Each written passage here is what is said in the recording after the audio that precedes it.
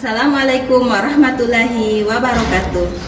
Perkenalkan, saya Nur Maulita, mahasiswa PPG dalam jabatan kategori 2 tahun 2022 di Universitas Musamus Merauke. Pada hari ini, Rabu 14 Desember 2022, saya akan melaksanakan praktik pembelajaran dalam rangka uji kinerja di unit kerja saya SMA Islam Al-Bayyinah, Makassar, Provinsi Sulawesi Selatan. Ya, bismillahirrahmanirrahim. Assalamualaikum warahmatullahi wabarakatuh. Waalaikumsalam warahmatullahi wabarakatuh. Ya, bagaimana kabarnya Ananda semua? Sehat. Semangat. Ya, alhamdulillah, senang ya mendengar kalian sehat dan semangat semua. Nah, sebelum kita memulai pembelajaran, ya, Ustazah meminta ketua kelas ya untuk memimpin doa sebelum memulai pembelajaran. Silakan. Teman-teman, sebelum kita mulai pembelajaran, mari kita berdoa dulu. Berdoa dimulai. Allahumma inni as'aluka ilman nafi'an wa rizqan thayyiban wa amalan mutaqabbalan. Allahumma arinal haqqa haqqa warzuqna ittiba'ahu wa arinal batila batila warzuqna ijtinaba. Ya. Sekarang Ustazah mau absen dulu ya untuk mengecek kehadiran kalian.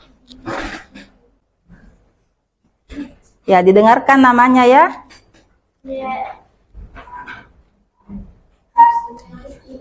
Ainun Mardia.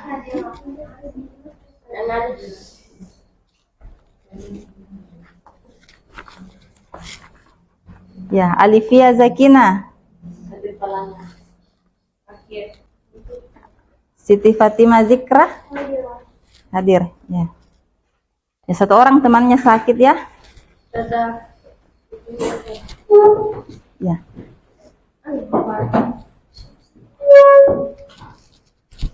Ya, semoga teman kita yang sakit segera diberi kesembuhan.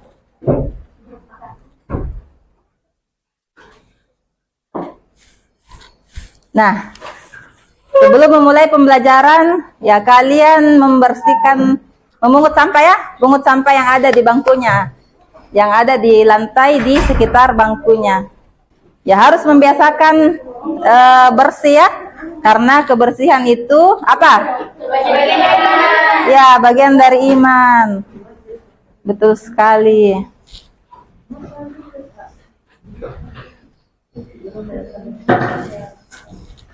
Nah, oke. Jadi kompetensi dasar yang akan kita pelajari hari ini yaitu KD 3.8 menganalisis faktor-faktor yang mempengaruhi pergeseran arah kesetimbangan yang diterapkan dalam industri. Kemudian KD 4.8 merancang, melakukan dan menyimpulkan serta menyajikan hasil percobaan faktor-faktor yang mempengaruhi pergeseran arah kesetimbangan. Nah, adapun tujuan pembelajarannya, coba lihat di layar ya semua. Yang pertama, ya, siswa atau peserta didik dapat membedakan reaksi irreversibel dan reaksi reversibel dari suatu reaksi kimia dengan benar. Kemudian siswa dapat menganalisis suatu reaksi termasuk reaksi kesetimbangan kimia dengan tepat. Lalu siswa dapat menganalisis kesetimbangan homogen dan heterogen dengan tepat. Ini tujuan pembelajarannya, diharapkan nanti kalian akan mampu untuk mencapainya ya setelah melewati pembelajaran kita hari ini.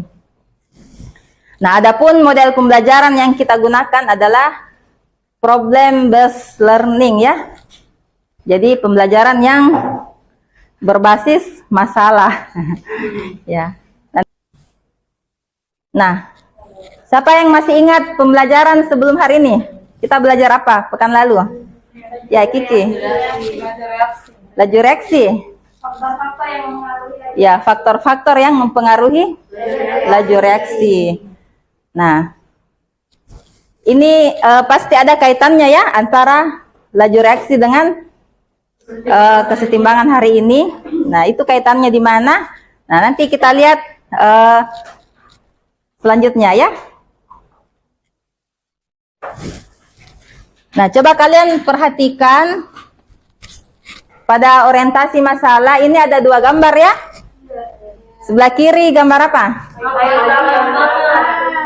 Kayu bakar. Sebelah kanan? Kayu bakar yang kayu bakar. Sebelah kiri kayu yang masih sementara dibakar ya. Sebelah kanan dia sudah jadi apa? Arang. Ya, sedikit lagi jadi abu deh, baru jadi arang ya. Ya.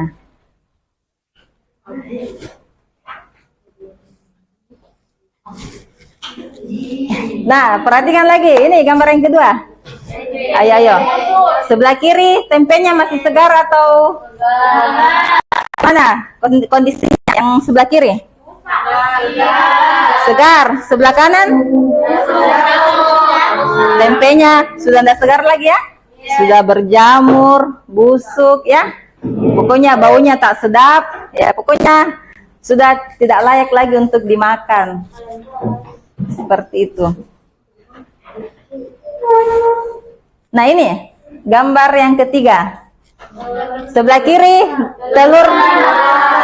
telur mentah. Sebelah kanan? Ya, telur ceploknya sudah matang, sudah siap untuk dimakan ya. Nah, apa sih hubungannya gambar-gambar ini dengan materi kita?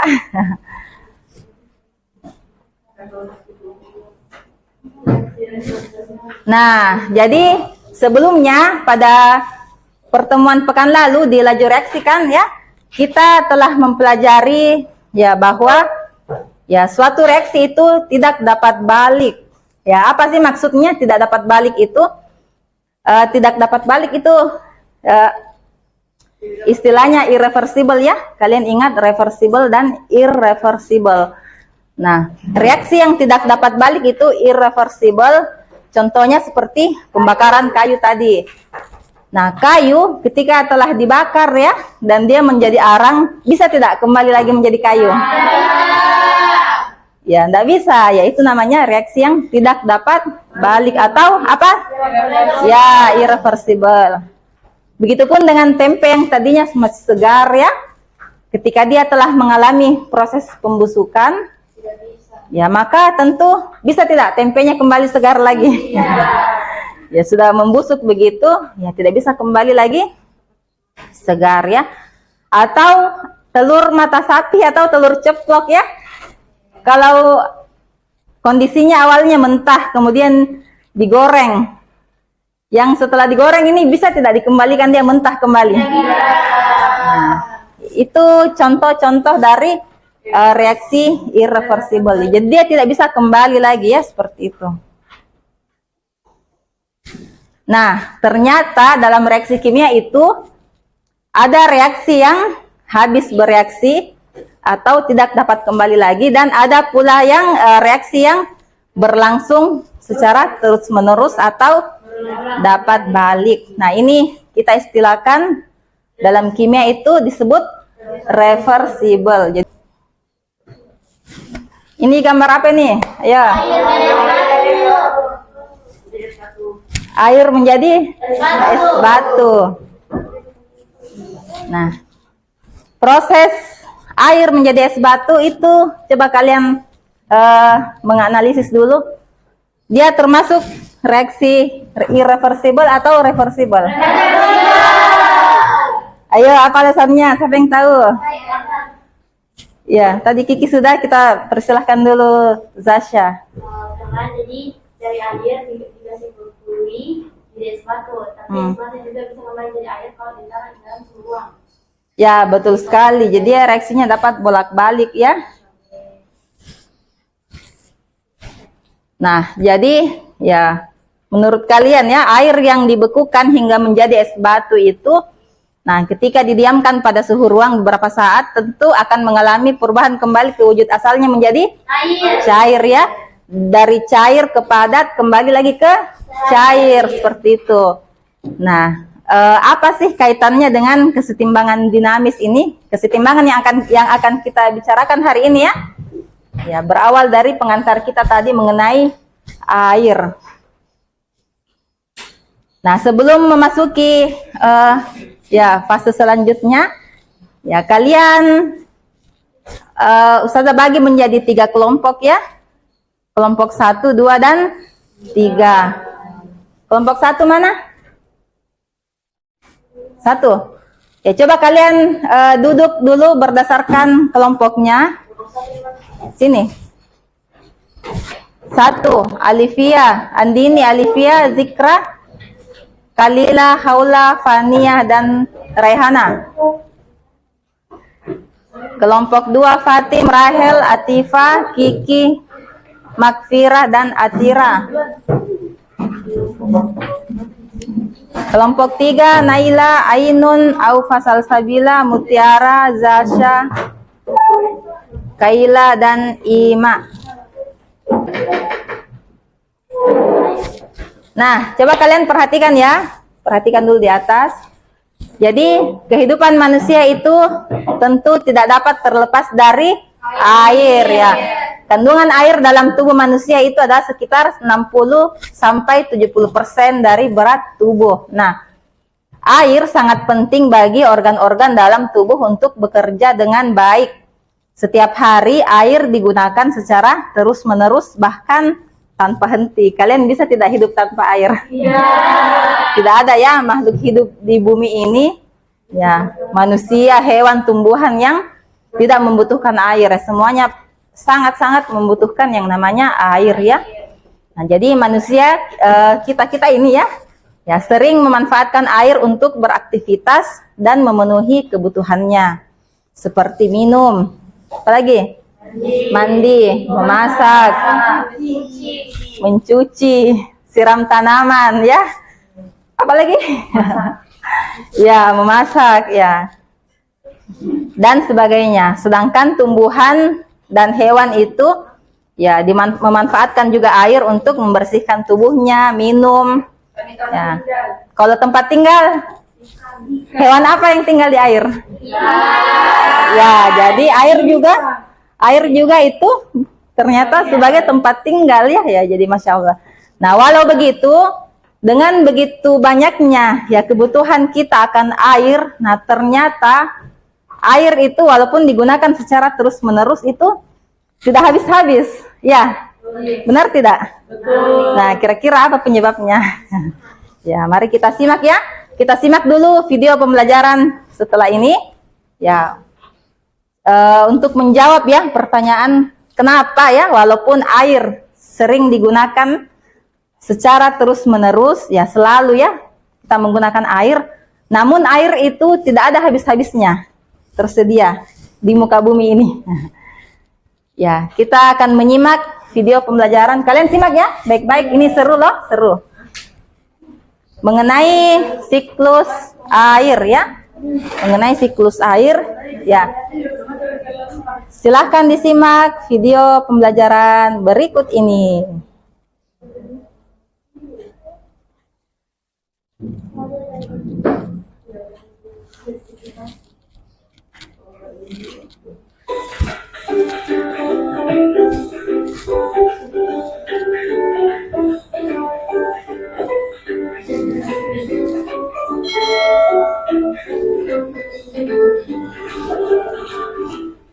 Halo sahabat cerdas, tahukah kalian sekitar 71% permukaan bumi tertutup oleh air.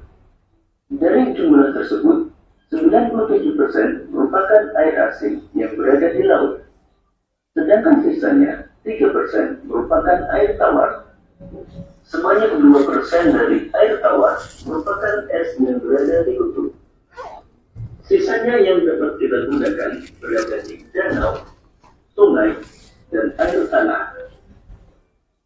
Manusia menggunakan air untuk berbagai kebutuhan, misalnya mandi, minum, mencuci, menyiram tanaman, dan berbagai kebutuhan lainnya. Namun, meskipun digunakan secara terus-menerus, air yang ada di bumi tidak akan habis.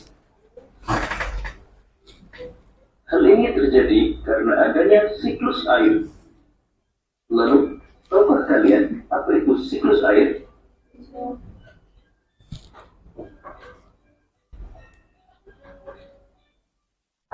Siklus air adalah sirkulasi atau perputaran air secara terus-menerus dari bumi ke atmosfer, lalu kembali lagi ke bumi.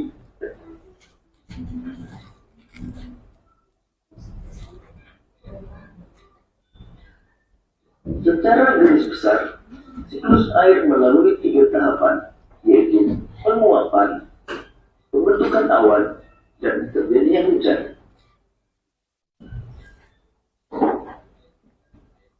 Air di laut, sungai, dan danau menguap karena terkena panas matahari.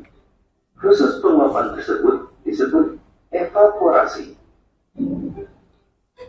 Tumbuhan juga mengeluarkan uap air ke udara akibat panas matahari. Proses penguapan yang berasal dari tumbuhan disebut transpirasi.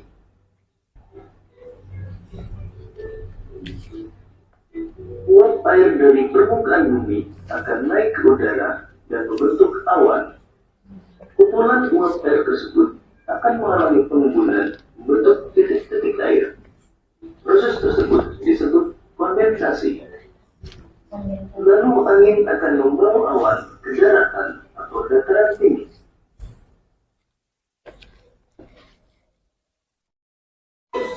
Terulang ya. Ya. Jadi tadi ya.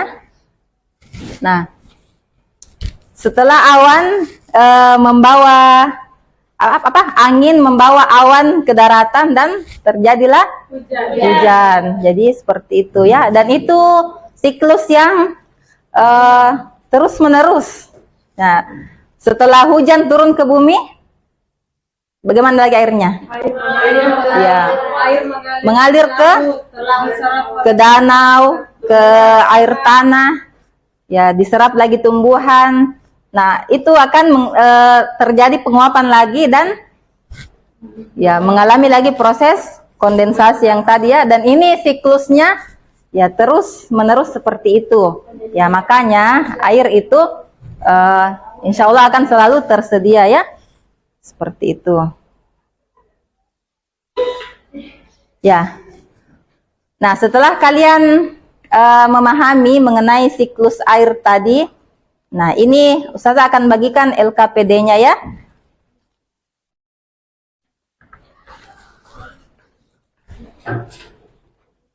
Nah, nanti kalian akan menjawab pertanyaan yang ada di LKPD ini ya mengenai kesetimbangan yang ya tentu ada kaitannya dengan ya tampilan dari video kita tadi. Nah, silakan dibagi dulu LKPD-nya.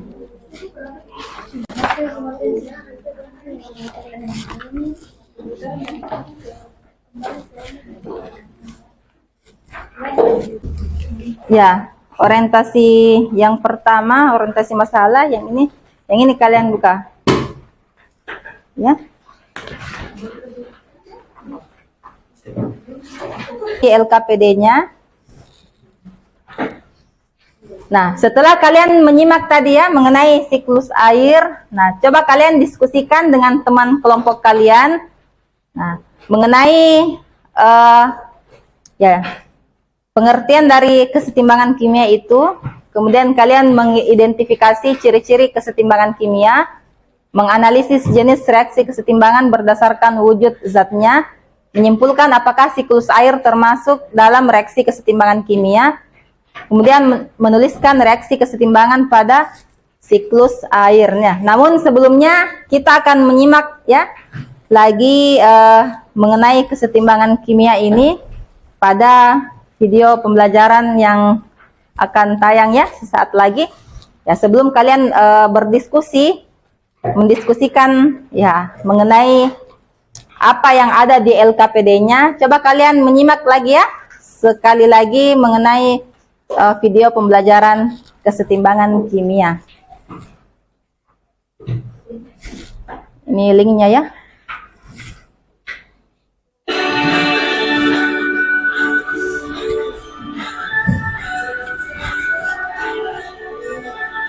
Ya, catatannya silakan disiapkan ya kalau untuk mencatat. Untuk kesetimbangan kimia, apanya sih yang sama? Masanya, mikroskopik. Secara mikroskopik, artinya tidak kasat mata dan butuh alat tertentu untuk memperhatikan proses perubahannya. Ya, ciri kesetimbangan yang ketiga bersifat dinamis. Ya, dinamis itu artinya berlangsung secara terus-menerus. Sama seperti siklus air tadi. Dinamis atau tidak? Dinamis. Iya, dia berlangsung secara terus-menerus ya. Ya, berulang-ulang. Nah, ini dalam dua arah. Jadi laju reaksi produk sama dengan laju reaksi reaktan. Nah, itu terjadi secara mikroskopis.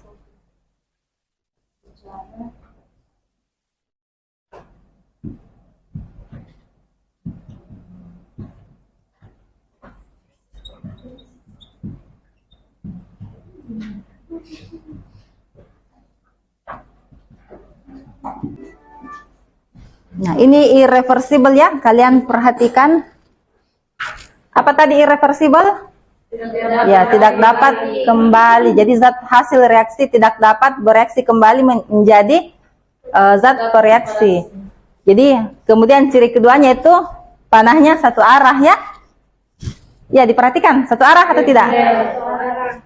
Ya, jadi natrium hidroksida ya ketika direaksikan dengan asam klorida membentuk natrium klorida tambah air. Nah, jadi natrium klorida dan air ini bisa tidak kembali menjadi NaOH? Tidak ya? Itu reaksi irreversible. Nah, kalau reversible ya coba diperhatikan ya. Selama 6 jam pengajian, pas nyampe rumah, esnya keburu meleleh. So, esnya simpan dulu di freezer, lalu kembali. Nah, fenomena ini merupakan contoh reaksi reversible. Reaksi reversible adalah reaksi yang zat hasil reaksinya dapat kembali membentuk zat reaksi. Reaksi reversible disebut juga dengan reaksi bolak-balik. Reaksi reversible ditandai dengan tanda panah dua arah dalam reaksi. Contohnya, gas nitrogen bereaksi dengan gas hidrogen menghasilkan gas amonia. Dan gas amonia tersebut bisa terurai kembali menjadi gas hidrogen dan gas hidrogen. Jenis yaitu kesetimbangan homogen. Nah, ini bagian dari inti pembahasan ya. Ya. Kesetimbangan homogen apa? Kesetimbangan yang komponen-komponennya berwujud sama. Jadi kalau dia wujudnya misalnya airnya atau cairan misalnya itu kan simbolnya aqui ya. Jadi sebelah kiri atau reaktan itu aqui dia wujudnya. Di sebelah kanannya aqui juga. Kalau sama wujudnya seperti itu, dia masuk dalam kesetimbangan homogen. Jadi wujudnya sama. Wujud sama ya. Perhatikan lagi gambar dan persamaan reaksinya. Tampak reaktan kalsium karbonat. Nah, ini kita lihat wujudnya di sini. Wujudnya yang pertama apa? Padat ya? Ya, padat. Ini reaktan. Ya, produk dan reaktannya karena bolak-balik. Kemudian sebelah kanan apa wujudnya?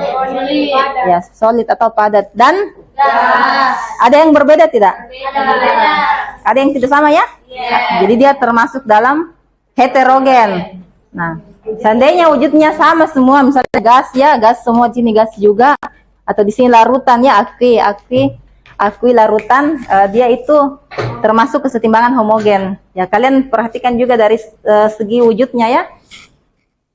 Ya. Jadi alhamdulillah kalian sudah paham ya mengenai apa itu kesetimbangan. Kesetimbangan itu laju reaksi produk dan laju reaksi reaktan sama. Kemudian apa itu reaksi irreversible? Reaksi reversible, ciri-ciri kesetimbangan itu apa?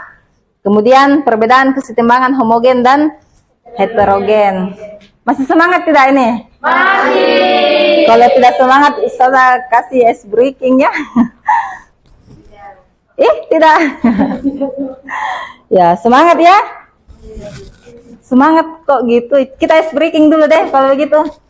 Nah, coba kalian perhatikan ya biar menambah kembali semangatnya. Ustazah ada ice breaking, nah kayak gini ya. Kalau Ustazah bilang semut, gajah, semut, gajah, semut.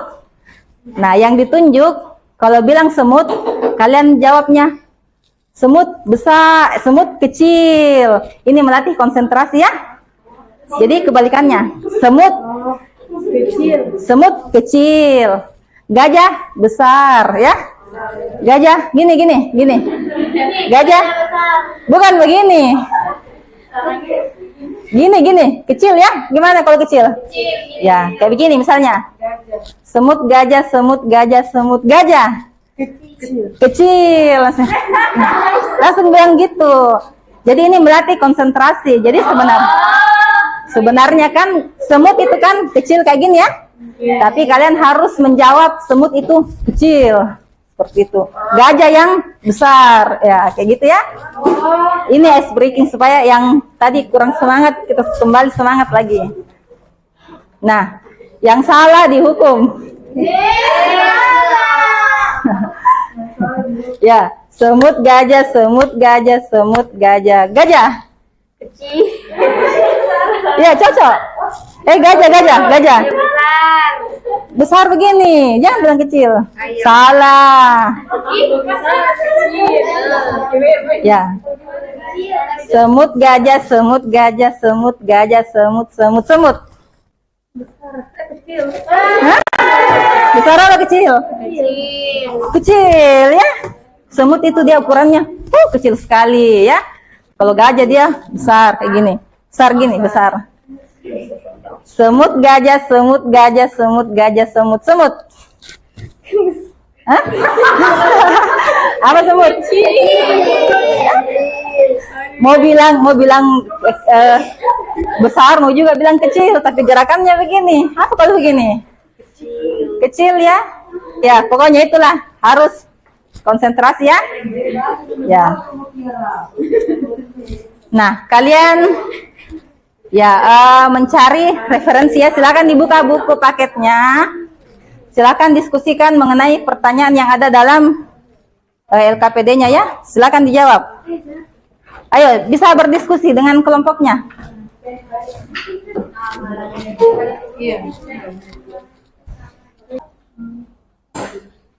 Nah, jadi di langkah keempat ini mengembangkan dan menyajikan hasil karya. Ya, tentu video pembelajaran yang tadi setelah kalian menyimak, nah silahkan dituangkan dalam LKPD-nya ya, mengenai apa yang pertanyaan-pertanyaan yang ada dalam LKPD. Nah, bisa kalian jawab. Sebentar dipresentasikan di depan ya.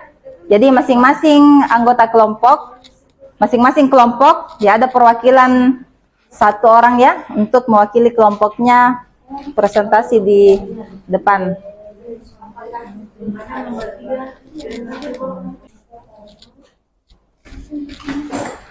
Nah, bagaimana? Kalian sudah mengerjakan? Sekarang siapkan ya masing-masing perwakilannya. Ya, bisa mempresentasikan hasil diskusi kelompok kalian di depan ya, dan kelompok lain nanti ya akan memberikan tanggapannya seperti itu. Kelompok 1, siapa yang mewakili? Coba didengarkan ya. Soal pertama, apakah yang dimaksud dengan kesetimbangan kimia? Kesetimbangan kimia itu adalah laju reaksi produk dan laju reaksi reaktan yang sama. Terus yang kedua, tuliskan ciri-ciri kesetimbangan kimia. Yang pertama itu sistemnya itu tertutup. Terus yang kedua, reaksinya itu bolak-balik. Dan yang ketiga itu bersifat dinamis. Ya, oke. Untuk nomor 1 dan nomor 2. Bagaimana kelompok lain? Coba tanggapan dari kelompok 2 dulu. Saudara persilahkan dulu kelompok 2. Yang dimaksud itu konsentrasinya yang itu produk dan reaktan tidak berubah-ubah atau konstan. Ya, jadi konsentrasi produk dan reaktan tidak berubah-ubah atau konstan ya. Masukan yang bagus ya dari kelompok 2, nanti bisa ditambahkan untuk kelompok 1. Ya, terima kasih ya untuk kelompok 1 sudah mewakili kelompoknya untuk membacakan hasil presentasinya. Nah, kita persilakan untuk kelompok 2. Siapa yang mewakili? Ya. Jadi untuk jawaban nomor 3 itu, jelaskan jenis-jenis kesetimbangan kimia berdasarkan wujud zat-zatnya. Yang pertama itu ada homogen, yang artinya komponen-komponennya berwujud sama.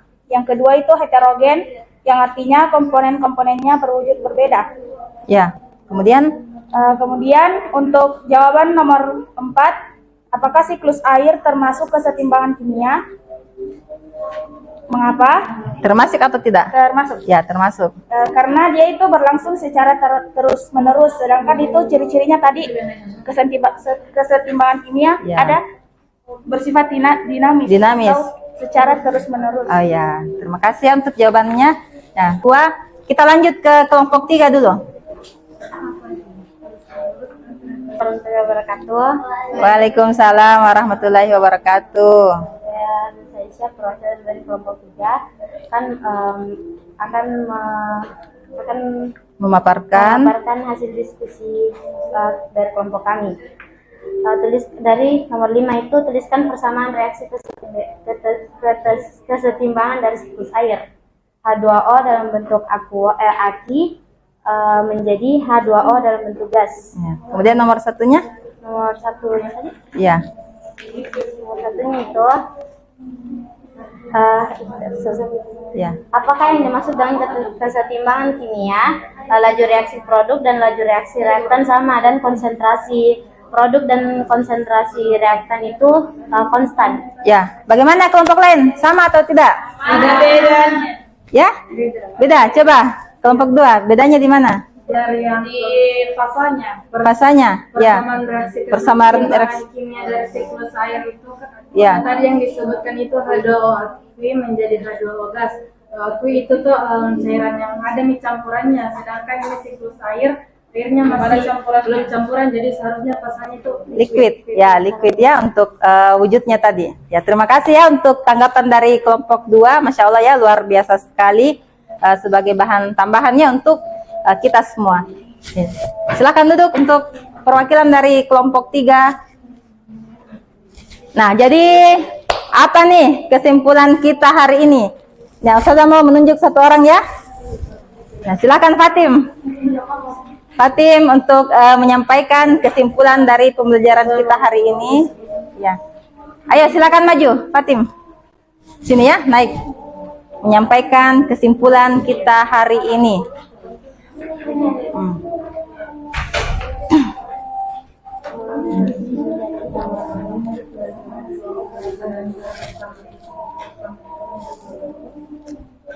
Ya, kalian semua mendengarkan ya untuk kesimpulan dari pembelajaran kita hari ini. Ya, silahkan. Jadi kita hari ini telah membaca tentang kesetimbangan kimia. Kesetimbangan kimia sendiri itu adalah laju reaksi pada produk dan reaktan itu sama dan konsentrasi itu tidak berubah-ubah.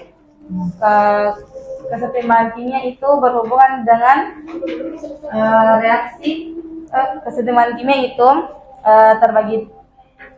Kesetimbangan kimia itu memiliki dua reaksi, yaitu irreversible dan reversible. Irreversible itu reaksinya yang tidak dapat berbolak-balik. Jadi kalau contohnya itu kayak kayu bakar yang telah dibakar, dia tidak bisa kembali jadi kayu utuh. Terus yang kedua itu irreversible, itu reaksi yang dapat bolak-balik seperti es batu yang didiamkan dalam suhu ruangan itu dapat kembali menjadi air. Terus berdasarkan wujudnya reaksi kesetimbangan itu ada dua, homogen dan heterogen. Homogen itu jika fasa reaktan dan fasa produk itu sama semuanya. Wujudnya sama. Ya, wujudnya semua sama. Kalau misalnya dari reaktannya itu gas semua, jadi produknya juga gas. Yang kedua itu ada heterogen, yaitu wujudnya yang berbeda. Mungkin di bagian reaktan itu ada solid, terus di produknya juga ada solid, namun ada juga gas. Ya. Begitu. Ya, tadi menguatkan kembali ya. Jadi kesetimbangan itu dia reversible. Nah, jadi reaksi itu ada dua, ada irreversible dan reversible ya. Yang reversible-nya ini yang masuk dalam kesetimbangan. Kalau yang tadi irreversible dia bukan kesetimbangan ya. Jadi dia di bagian reversible itu yang kesetimbangannya. Ya, Masya Allah, terima kasih ya untuk teman kita Hatim telah menyampaikan kesimpulan pembelajaran hari ini, luar biasa sekali. Ya, silakan duduk. Masya Allah, barakallah. Nah, kita hampir sampai di penghujung pembelajaran. Nah, Ustazah mau tanya nih, bagaimana perasaan kalian semua setelah mengikuti pembelajaran hari ini? Senang, Ya. gembira, dan bahagia. Senang, gembira, dan bahagia. Buktinya mana? Kasih jempol dulu. Yang tinggi dong. Gimana? Ya, luar biasa ya semua. Nah, sebagai bahan evaluasi, nanti ini akan Ustazah bagikan soal evaluasi ya. Ayo, silakan dibagi.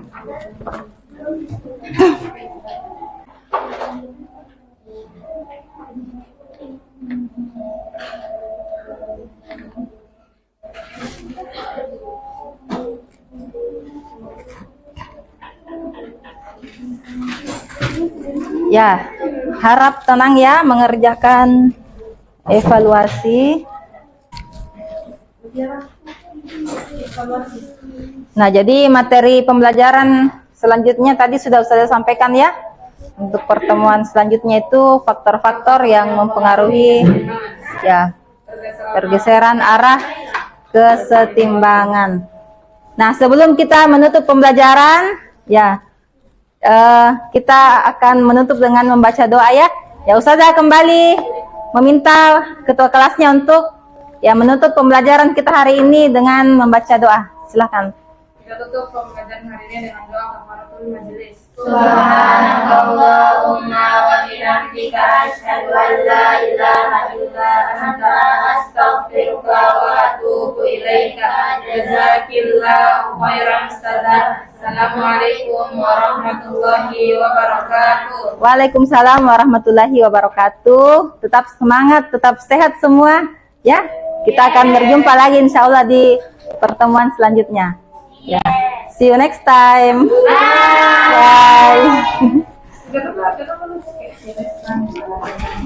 Bye.